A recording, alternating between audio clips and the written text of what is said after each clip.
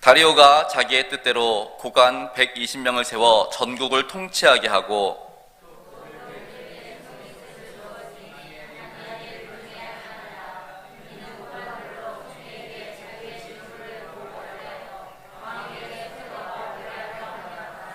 다니엘은 마음이 민첩하여 총리들과 고관들 위에 뛰어남으로 왕이 그를 세워 전국을 다스리게 하고자 한지라.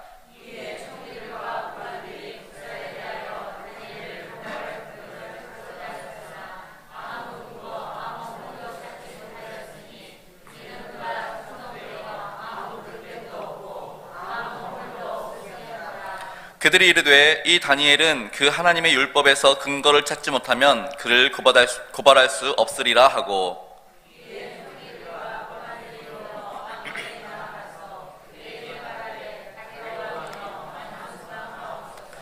나라의 모든 총리와 지사와 총독과 법관과 관원이 의논하고 왕에게 한 법률을 세우며 한 금령을 정하실 것을 구하나이다. 왕이여, 그것은 곧 이제부터 30일 동안에 누구든지 왕 외에 어떤 신에게나 사람에게 무엇을 구하면 사자굴에 던져 넣기로 한 것이니이다.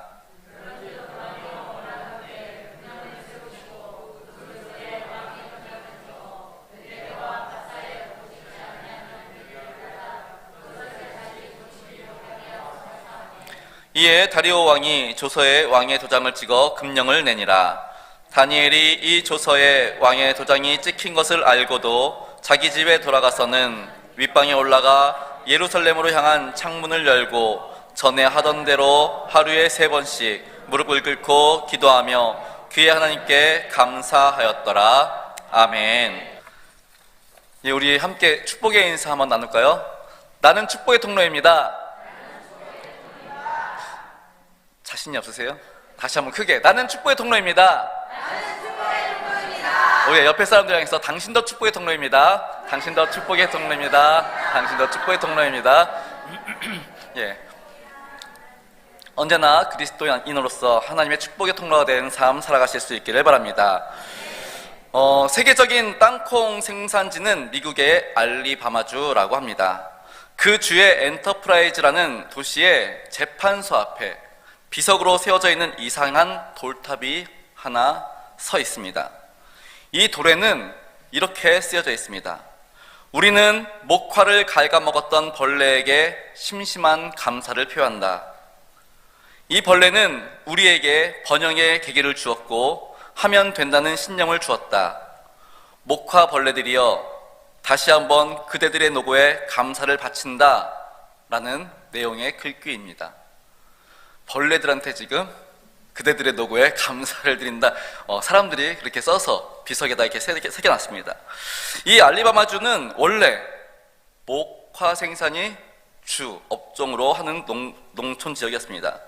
그런데 1895년에 목화 벌레떼가 들끓기 시작하면서 수확량이 현저히 줄어들기 시작합니다.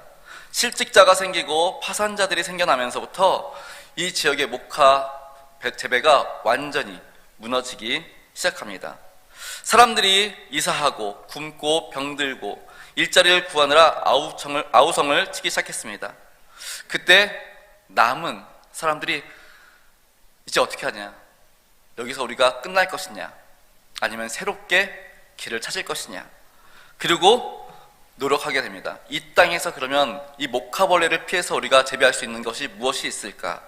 그리고 땅콩을 심기 시작합니다. 그리고 지금은 세계적인 땅콩 생산지가 되었다고 합니다. 모든 것을 다 빼앗아 가버린 목화벌레라고 생각했는데 돌아보니 이 목화벌레 때문에 세계적인 땅콩 생산지가 돼버린 것입니다.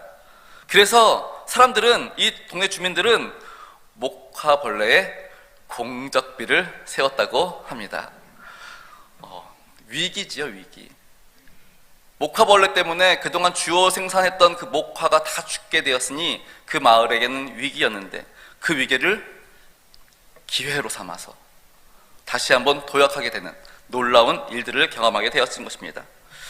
우리의 인생도 이러한 위기를 경험할 때가 많이 있습니다. 그러면 우리가 이런 위기를 좋아합니까? 아니요. 아무도 이런 위기가 내 삶에 찾아온 것을 기뻐하지 않습니다. 하지만 이 위기는 어느 순간 갑자기 우리를 덮어버립니다. 사실 위기라는 말은 위험과 기회라는 말의 합성어라고 합니다. 그래서 어떤 위기 상황에서 내가 어떻게 반응하느냐, 그 위기 앞에서 나의 반응에 따라서 무너질 수도 있고 다시 도약할 수 있는 기회가 되기도 한다라는 것입니다. 그럼 우리 성도님들에게 위기가 닥쳤을 때 어떻게 반응하고 계십니까? 오늘 말씀을 통해서 성도에게 위기 상황이 닥쳤을 때, 위험한 상황이 닥쳤을 때 어떻게 해야 반전의 기회, 정말 기회를 삼아서 반전의 놀라운 역사를 경험할 수 있는지 배워가는 귀한 시간 되실 수 있기를 바랍니다. 오늘 본문은 다니엘에 대한 이야기입니다. 다니엘 1장에서는 어떤 사건이 나오는지 기억하시지요? 왕이 고기를 먹입니다. 왕의 제사상에서 나온 왕의 음식을 먹입니다. 그랬더니 저희는 이거 안 먹을게요. 이미 신에게 드려진 음식이니 우리는 야채를 먹겠습니다. 그리고 뜻을 정했다라고 이야기를 합니다. 그리고 중간에 다니엘의 세 친구의 놀라운 이야기 나오지요. 그리고 오늘 6장에서는 다리오 왕이라고 시작합니다. 그러면은 이 다리오 왕이 누구냐? 사실 이 다니엘이 총리임에도 불구하고 다른 사람들에게 미움을 받았던 이유, 잘나서. 그렇죠? 다니엘 너무 잘났기 때문에 미움을 받습니다. 다니엘이 어느 나라 사람입니까? 이스라엘 사람, 북이스라엘 사람입니다. 이스라엘 사람인데 그 다니엘이 지금 유학 온 것도 아니고 아니면은 너무 일을 잘해가지고 이렇게 뽑아온 것도 아닙니다. 포로로 끌려왔죠. 근데 그 나라에서 너무 잘하는 겁니다. 그래서 바벨론 때 느부갓네살 왕에 의해서 이렇게 뽑히게 됩니다. 그리고 지금으로 말하면은 우리 나라 일을 맡는 공무원이 되었는데 너무너무 일을 잘하니까 느부갓네살 왕이 그를 총리로 세웁니다. 근데 바벨론과 페르시아가 전쟁이 납니다. 그리고 바벨론은 완전히 페르시아에게 망하고 이제 페르시아 정국이 되어버렸습니다. 근데 페르시아가 이 다니엘을 숙청해도 되는데 그대로 데리고 옵니다. 그리고 너 하던 거 계속해. 내가 보니까 너 진짜 괜찮은 것 같아. 그리고 다리오 왕이 페르시아 왕입니다. 페르시아 왕인데도 불구하고 저 방금 전까지 막 싸웠던 나라의 총리인데 우리나라에 데려와가지고 총리를 시킵니다. 그러니 페르시아에서 있던 다른 총리들이 지금 오늘 보니까 3명의 총리를 두었죠. 나머지 2명의 총리와 또 120명의 관리들이 있는데 다 싫어하는 겁니다. 아니, 쟤 우리나라 사람 아니잖아. 아니, 그렇다고 해서 제가 우리나라 이렇게 기여한 것도 아니잖아. 지금 전쟁해가지고 포로 같은 그 애를 지금 데리고 와가지고 총리를 삼는다고? 마치 자기들 밥그릇 뺏긴 것 같죠. 그런 와중에 지금 다리오 왕이 뭐라 그러니까? 다니엘을 보니 너무 민첩합니다.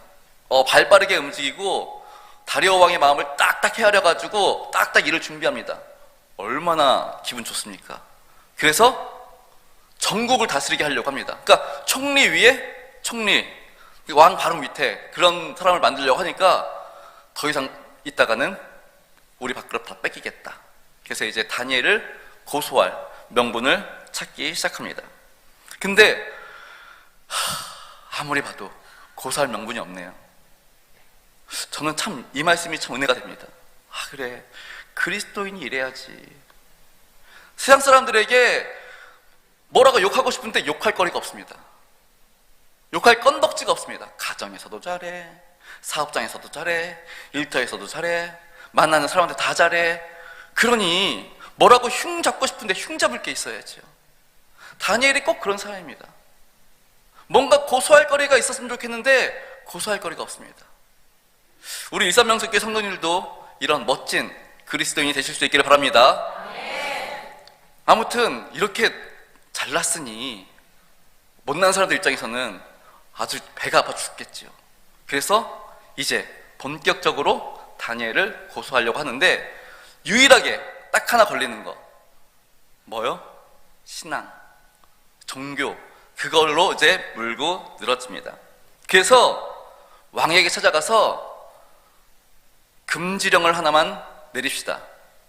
어떤 금지령? 앞으로 30일 동안, 딱 30일 동안만 이 땅에 있는 사람들이 다른 사람에게거나 아니면 신에게 무엇을 구하지 못하도록, 오직 구할 게 있으면 왕에게만 구할 수 있도록 딱 30일 동안만 금지령을 내렸으면 좋겠습니다. 그리고 만약에 이 명령을 어기면 사자굴에 집어 넣는 그런 법령을 발표했으면 좋겠습니다.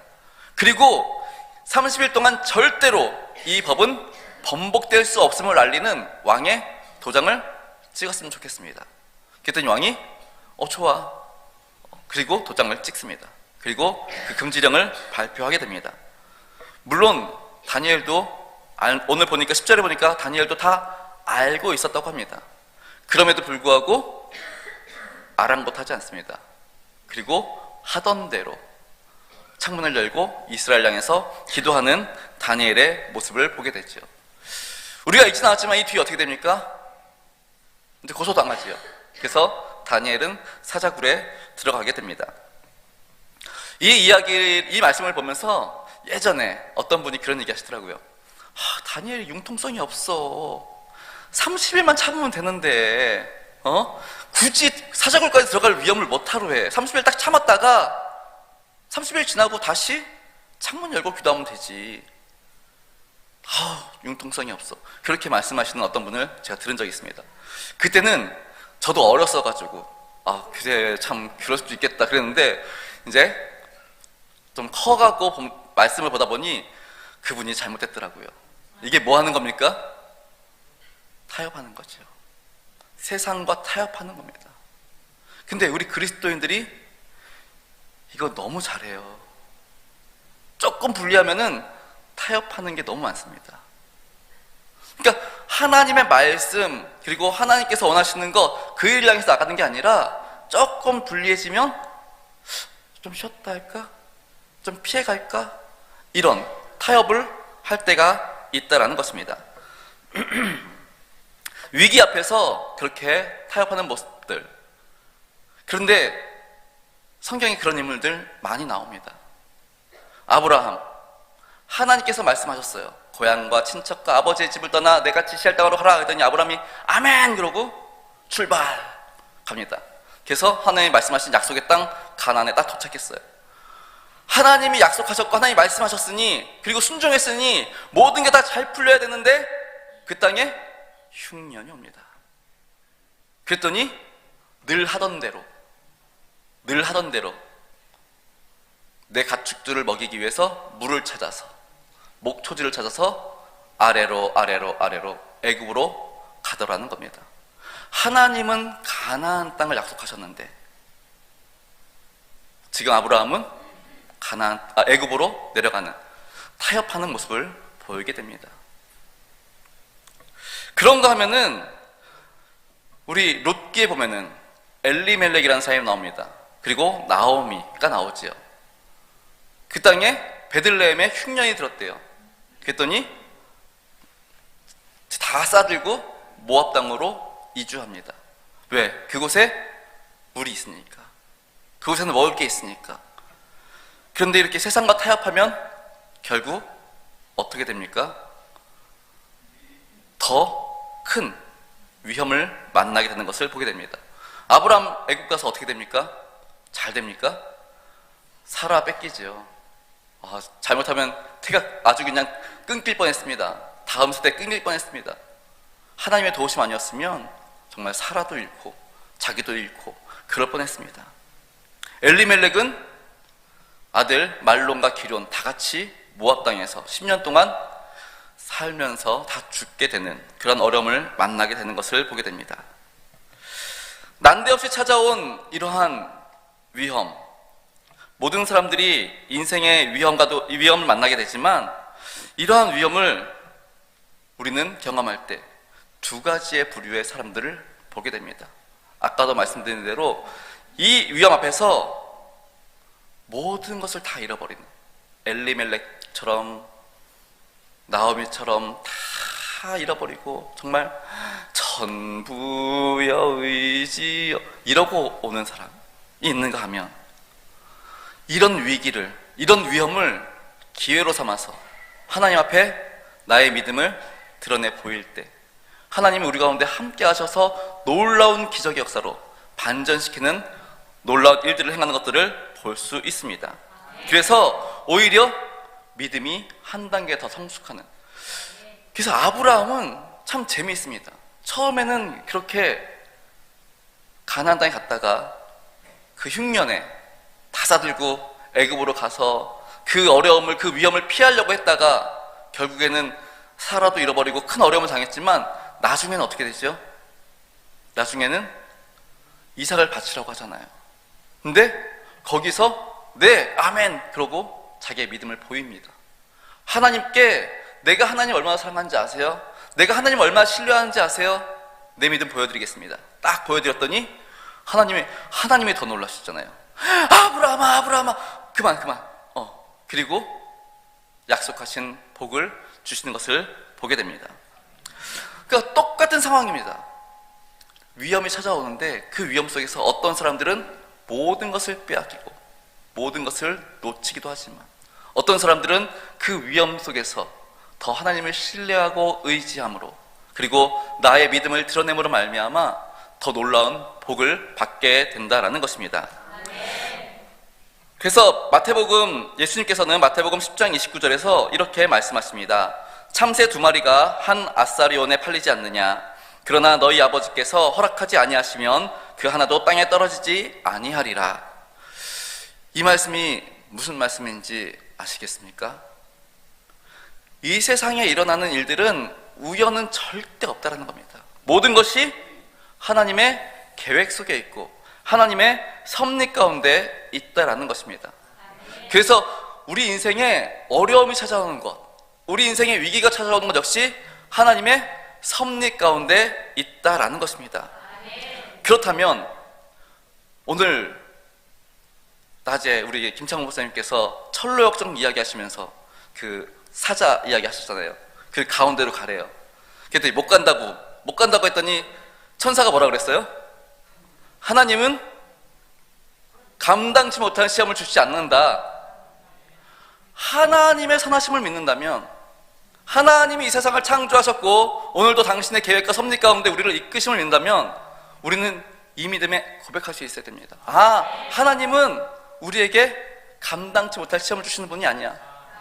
그렇다는 얘기는 충분히 감당할 수 있어.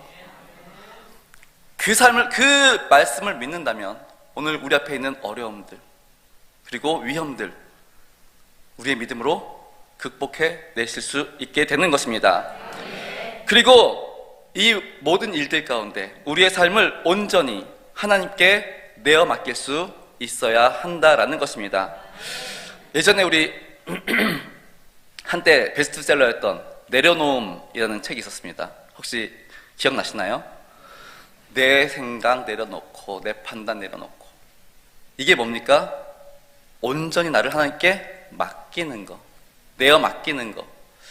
요즘 제가 읽는 책 가운데 이것이 하나님께 우리의 삶을 내어 맡기는 것, 하나님께 내 생각을 내어 맡기고 하나님의 인도하심 가운데 거하는 거, 하나님의 섭리 안에 거하는 거, 모든 어려운 상황, 또 행복하고 즐거운 상황, 모든 상황 속에서 하나님께 내어 맡기는 삶, 이것이야말로 성도가 하나님께 드리는 일상적인 예배이다 라고 이야기하고 있는 것을 보게 됩니다.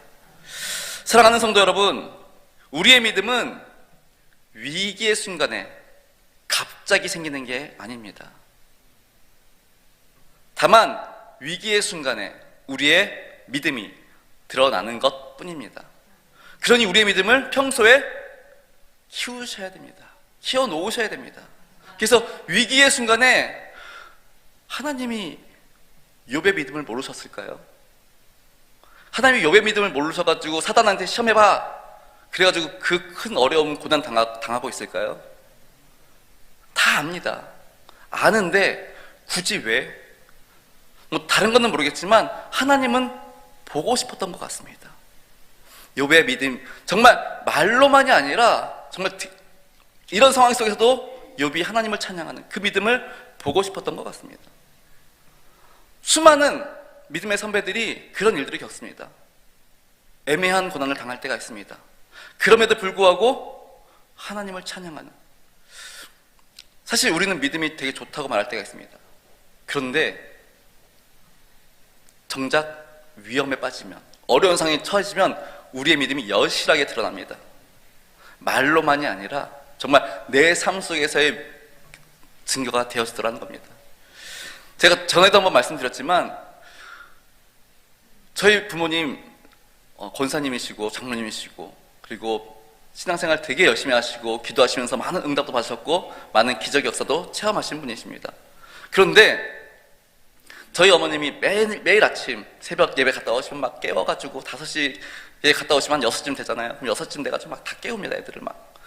저는 이제 저희 가족은 일남오녀였으니까 누나 셋, 여동생 그리고 저까지 해서 6을 다 깨웁니다. 막 깨워가지고 6시에 깨워가지고 막 모여 그래요. 가정 예배를 드립니다. 막 반쯤 눈 감겨가지고 막 빨리 기도해 막 엉덩이 위로 올려놓고 막 이렇게 거기 앉아서 자고 막 그랬던 기억이 있는데, 그 가정 예배 드릴 때마다 항상 하는 얘기가 하나님은 우리의 기도를 들어주시고 하나님은 응답하시고 하나님은 살아계시고, 그런 얘기 진짜 많이 하십니다. 성경에 다 그런 얘기니까. 그런데 이제 사춘기 때 좀 가정에 좀 어려운 일이 생겼습니다.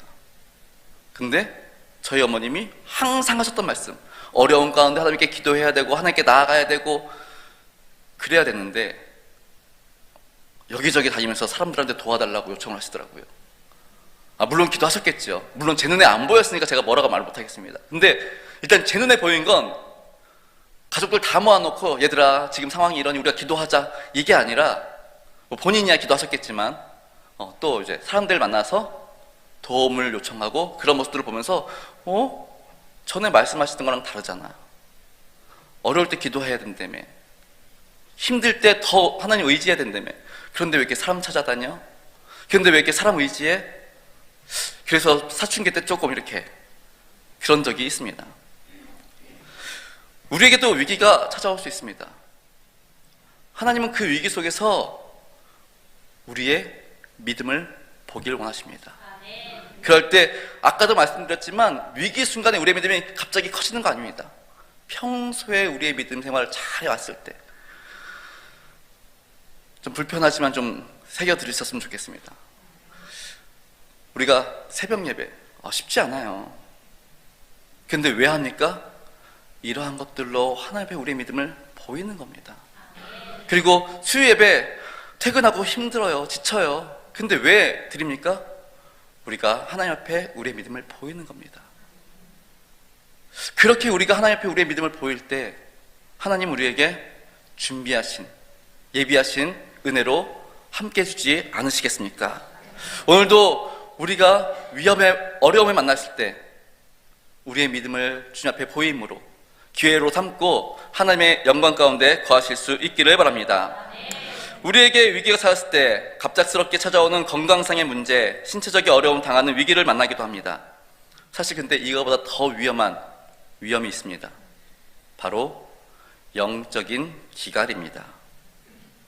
영적인 위험, 기도도 안 되고요, 찬양도 안 나오고요, 말씀도 안 읽히고 들리지도 않고, 범사에 감사가 아니라 범사에 짜증, 원망, 불평, 이게 바로 영적인 기갈의 모습입니다.